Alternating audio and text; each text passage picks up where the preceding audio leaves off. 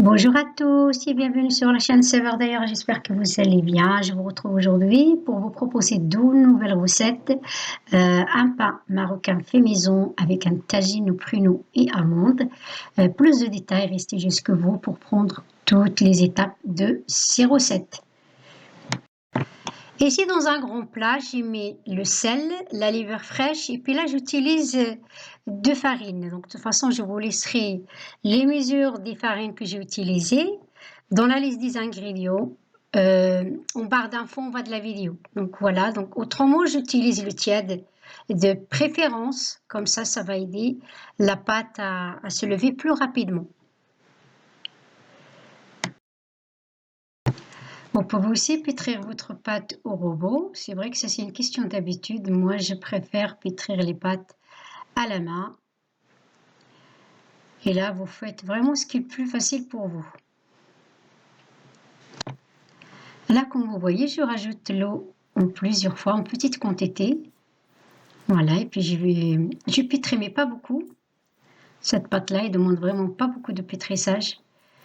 Il faut surtout la laisser collante. Donc là, j'ai presque terminé. Là, comme vous voyez, la pâte est vraiment trop collante, mais il ne faut pas avoir peur. Tout à l'heure, après 30 minutes de repos, la pâte va devenir normale. Elle va plus être collante comme maintenant. Et je vais faire un petit peu d'huile d'olive par-dessus. Et puis, je vais la laisser reposer pendant 30 minutes.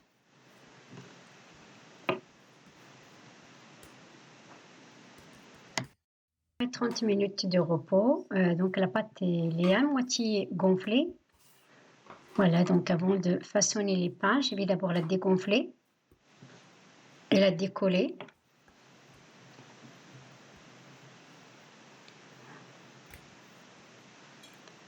Donc là, moi, je vais faire de taille de pain moyenne.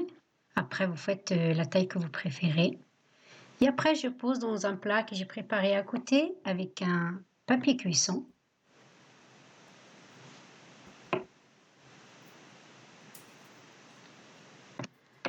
Après, j'aplatis la pâte. Donc là, ça dépend que vous préférez votre pain, soit trop épais, soit trop fin, ou alors entre les deux. Moi, je le préfère entre les deux. Une fois terminé, je vais laisser à nouveau gonfler pendant 1 heure en attendant de préparer le tagine.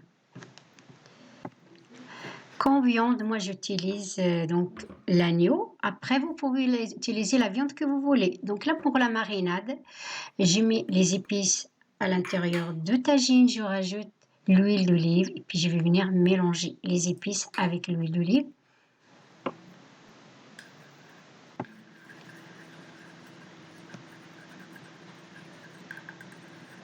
Alors, une fois que la marinade est bien mélangée, donc je dispose la viande et puis je vais la mariner sur chaque côté.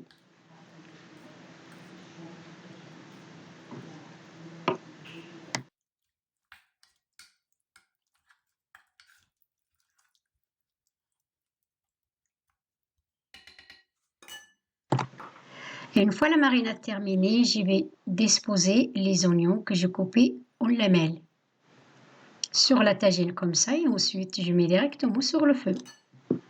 Avant de mettre le tagine sur le feu, je rajoute 3 cuillères à soupe d'eau. Voilà, maintenant je mets à cuire et puis je couvre, je laisse cuire jusqu'à la cuisson complète de la viande. 45 minutes de cuisson à peu près. Après, je vais passer enfourner le pain qui est gonflé maintenant dans un four que j'ai préchauffé à 250 degrés. Là, je reviens vérifier le tagine. La viande est cuite avec les oignons. Je vais rajouter les pruneaux que j'ai fait bouillir dans l'eau avec une cuillère à soupe de sucre. Voilà, je les dispose comme ceci.